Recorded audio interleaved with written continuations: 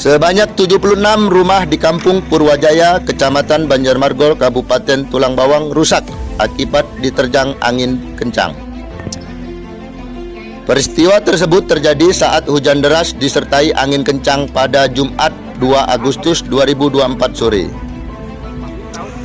Bahkan, rumah bagian dapur Kepala Kampung Purwajaya juga mengalami kerusakan akibat hujan disertai angin kencang itu. Adapun tingkat kerusakannya pada musibah itu mulai dari rusak ringan, yakni terbangnya atap rumah genting maupun asbes. Kalau kompleks ini ya, kalau yang lain banyak juga.